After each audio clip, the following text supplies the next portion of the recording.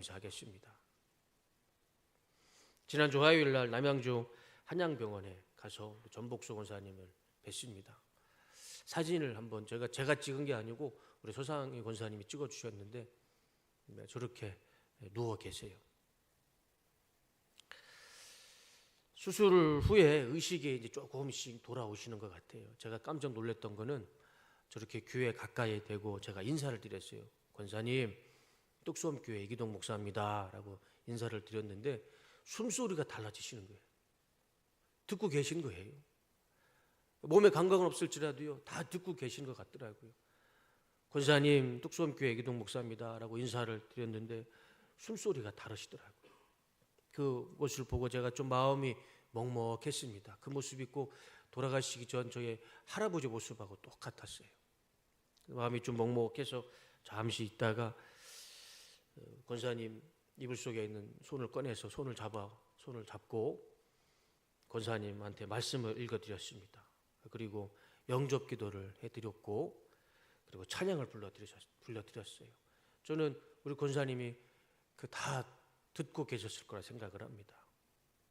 작년 10월쯤인가요? 제가 우리 소상희 권사님하고 요양원에 계시는 종복수 권사님한테 인사하러 갔습니다. 아마 작년 10월이었을 것 같아요. 그때 권사님한테 예배가 끝나고 아주 크게 혼났습니다. 왜 혼을 했냐면 기도를 다 하고 다 이제 축도까지 다 끝났는데 권사님이 저한테 딱 이러시는 거예요. 나는 김복수가 아니고 전복수입니다. 제가 성을 잘못한 거예요. 전복수 권사님을 위해서 기도를 했는데 김복수 권사님한테 기도를 했던 거예요. 그래서 완전히 다른 분한테 기도를 했는데 그거를 권사님이 지적을 하신 거예요. 나는 김복수가 아니고 전복수입니다.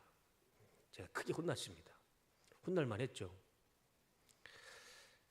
작년 3월인가요? 제가 예배 마치고 축도를 하는데 열심히 축도를 했는데 뚝섬교회가 아니고 투어갈렙교회를 가지고 축도로 마무리를 했어요. 제가 그리고 나서 저는 생각도 못했는데 아내가 그걸 지적을 하더라고요. 제가 얼마나 창피했는지 모릅니다. 그래도 하나님께서 써주시니 감사한 일이죠. 우리 소상희 권사님과 가족분들의 소망이 지금 큰 기도 제목이 수술하기 전에 그 전에 모습으로 정신이 온전하게 돌아오셔서 우리 권사님과 또 자녀들과 같이 대화하는 것, 그것을 우리 권사님이 지금 간절히 기도하고 계십니다. 우리가 이따가 설교가 끝나고 같이 기도하실 때 우리 전복수 권사님을 위해서 같이 기도해 주셨으면 감사하겠습니다.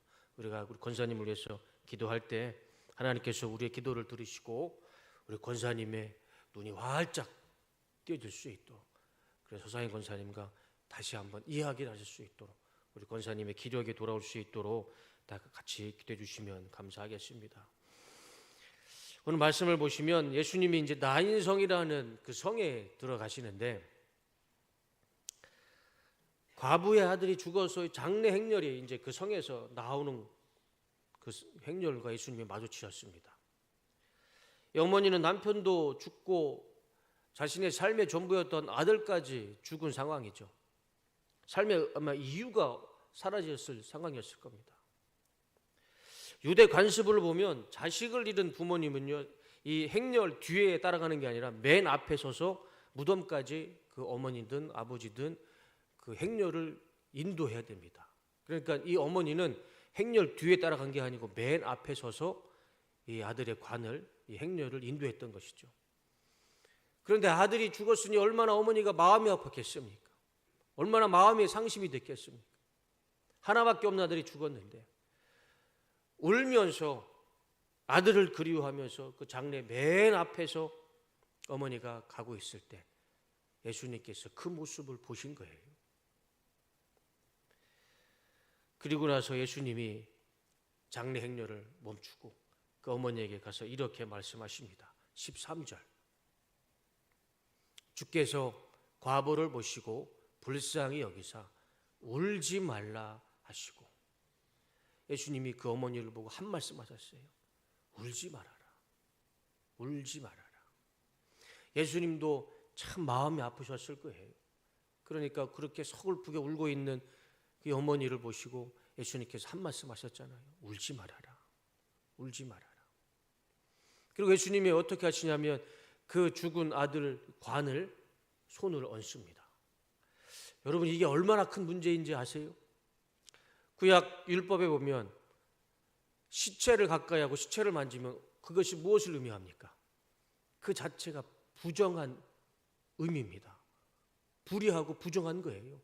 시체를 가까이 하면 안 되고 시체를 만지면 안 돼요. 그런데 예수님께서 직접 손에 손을 얹으셨습니다.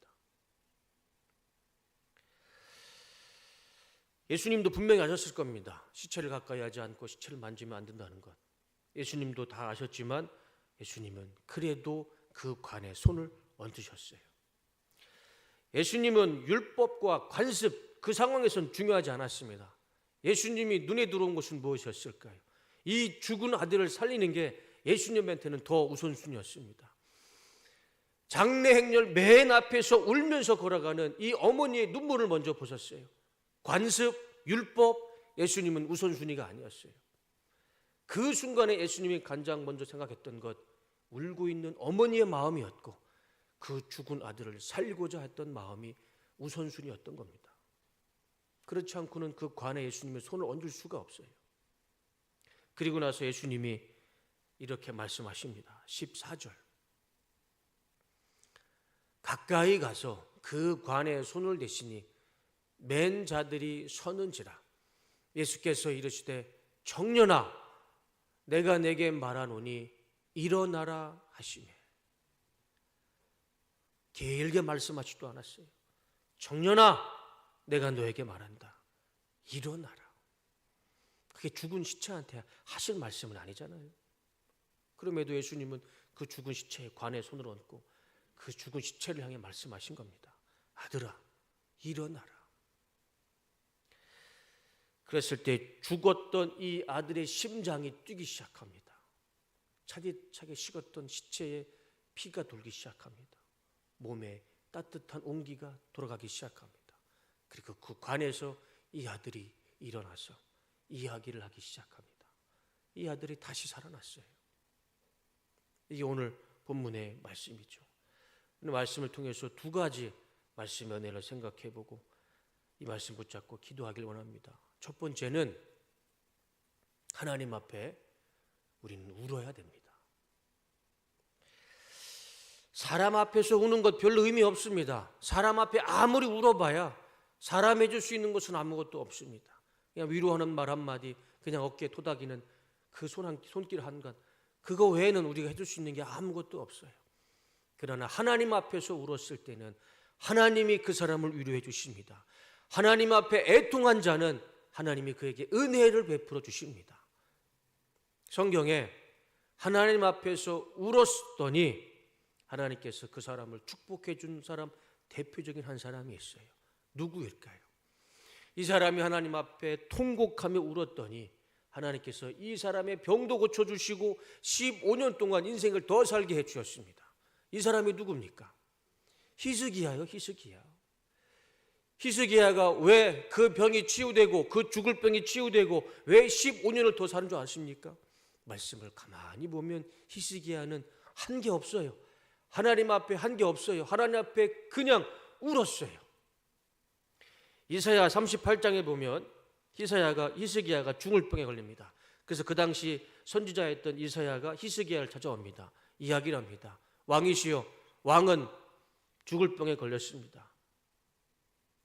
왕은 더 이상 살 가망이 없습니다. 그 한마디 툭 던지고 이사야는 자기 집으로 돌아갑니다. 그 이야기를 들었을 때 히스기야가 할 수 있었던 것은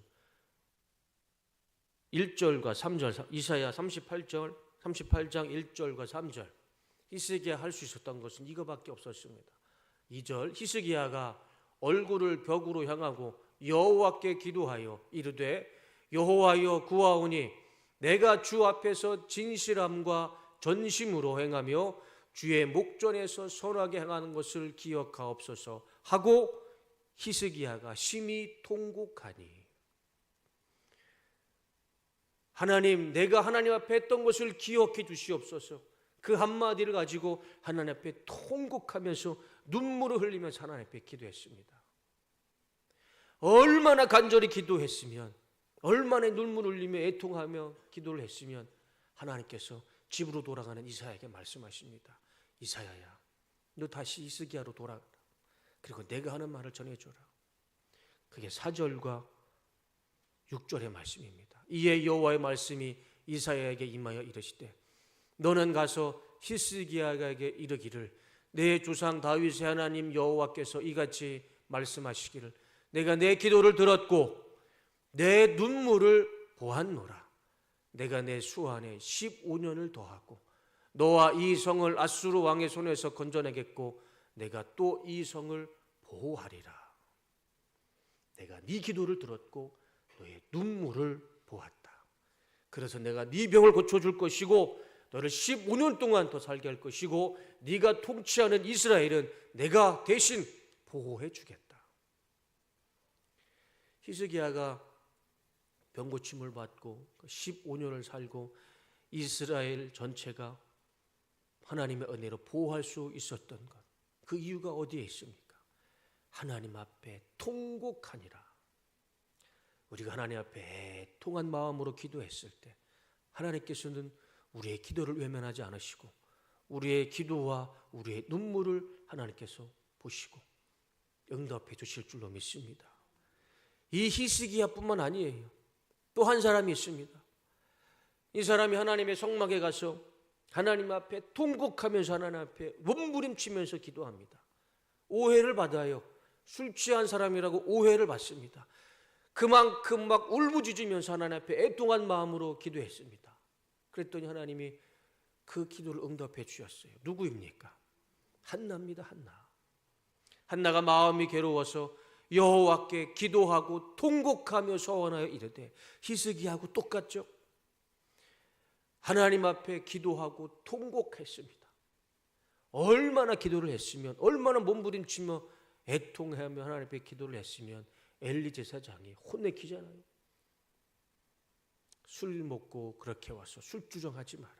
그 정도로 몸부림치면서 말씀 내려주세요. 몸부림치면서 하나님 앞에 기도했을 때, 애통한 심정으로 하나님 앞에 눈물로 기도했을 때 하나님은 한나의 기도를 들으셔서 이룰 수 없는, 현실적으로 가능하지 않는 아들을 얻게 됩니다. 그 아들이 누구입니까? 사무엘이죠. 사무엘. 이스라엘의 역사를 바꾼 사무엘. 마지막 사사. 여기서 멈추지 않죠. 하나님은 하나님 앞에 슬피 울면서 애가라는 책을 만들면서까지 하나님 앞에 슬피 울었던 선지자가 있습니다. 누구일까요? 에레미야. 그가 슬피 울면서 하나님 앞에 기도했던 성경이 무엇입니까? 그것이 에레미야 애가입니다. 이스라엘이 심판받고 노예 생활하는 그 모습을 보면서 하나님 앞에 눈물을 흘리면서 기도했어요. 그게 에레미야 애가지 않습니까? 그랬을 때 하나님께서 에레미야에게 이스라엘의 회복을 약속해 주십니다. 누가복음 6장 21절. 지금 줄인 자는 복이 있나니 너희가 배부름을 얻을 것이미요.